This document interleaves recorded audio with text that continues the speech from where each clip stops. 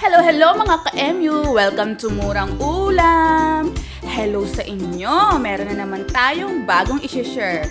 Pero, bago ka manood ng tuloy-tuluyan, mag-subscribe ka muna sa aking channel at pindutin mo ang kampanang yan para ma-update ka sa mga masusustansya, madaling mahanap na mga sangkap at murang ulam. Ngayon, magpiprito muna tayo ng ating bangus. Ito ang isa sa pinakamatalsik prituhin, di ba? At susunod ay maggigisa na tayo ng mga kailangang igisa. Una ay ang tinadtad na luya. Bakit ko tinadtad to? Kasi gusto ko masama to sa sabaw na hihigupin ng pamilya ko. Pati ang bawang.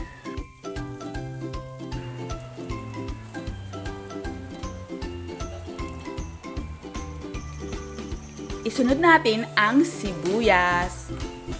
Next ay luya ulit. Ang luya na to ay hiniwa ko ng into strips kasi mahilig ako sa nguya. Gusto ko may nangangata akong luya.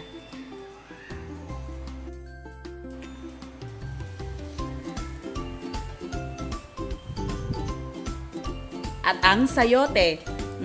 Alam nyo na ba kung ano lulutuin natin? Ayon sa ating bubuit, wow! Ang sayote ay mayaman daw sa vitamin A, vitamin C, dietary fiber at folate. Mainam daw ito sa mga nagda-diet. Ikaw yun, no? Then, maglagay muna tayo ng konting patis, pampalasa, at paminta na rin. Bago natin sabawan. Kasi yung iba, pag sinabawan, tsaka palang naglalagay ng mga pampalasa. Tayo, maglalagay na tayo para pumapasok na yung lasa sa mga gulay.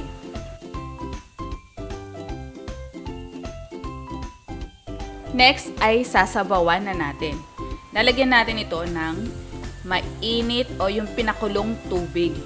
Ito ay para mas madali na nating, mas madaling kumulo ang ating sabaw. So, nasa sa inyo kung gaano kadaming sabaw ang gusto nyo. Kasi, ang mga bata, lalo na, diba, gusto nila yung masabaw. At bago natin pakuluan, ilagay na natin ang ating tanglad o lemongrass. Ito, hinihiwa ko dyan. So, binubuka ko dyan. Buka ka. Kasi nandyan yung lasa niya eh. Pero kayo, kung ayaw nyo, hindi nyo bet, edi wow. And then, takpan natin at pakuluan in 3 minutes.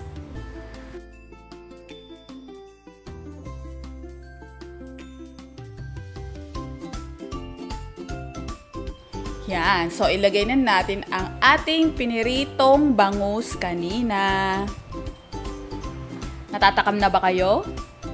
Usually, di ba, pag nagtitinola tayo ng isda, hindi na natin piniprito. Ako din naman ganun. Pero maiba lang, di ba? Meron na tayong pinrito, tinola pa. At syempre, ito importante ito. Masarap ito dito, ang ating leeks. Alam nyo ba ang leeks?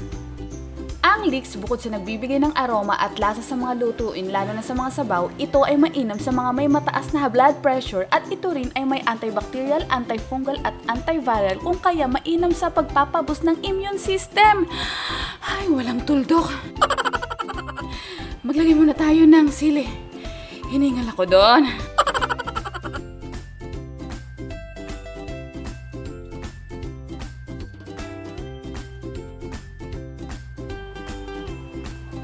At syempre, huwag kalimutang tikman-tikman once in a while. Kasi, di ba, konti lang nilagay nating patis kanina. Ngayon, titimplahan na talaga rin natin siya. I-adjust natin yung mga kailangan. Lagyan ng paminta, ng patis, yan. Nasa sa inyong panlasa po yan, so kayo na po ang mag-a-adjust ng mga pampalasa.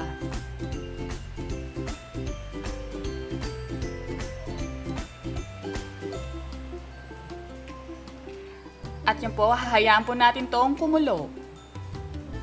Hindi ko na po na-film, sorry. Ang pinakahuling nilagay ay dahon ng sili. So, wala na po tayong inad nun. Ito lang dahon ng sili. At ready to be served.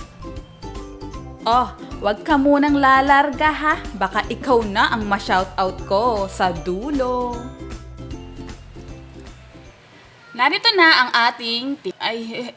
ang gulo ng camera ko. O, take 2. Narito na ang ating tinolang pritong bangus. Masarap at masustansya. Subukan nyo po!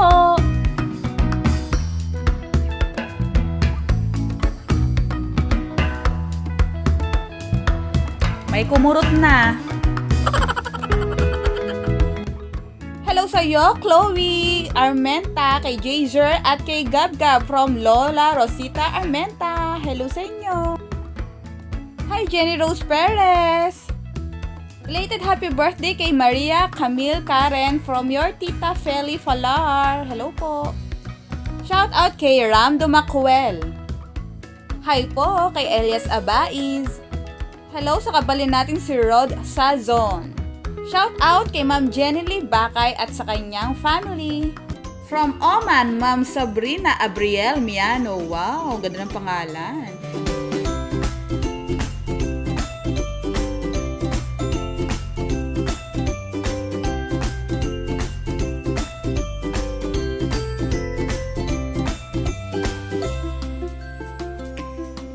For more tipid ulam ideas, please don't forget to share, like, and subscribe sa Murang Ulam.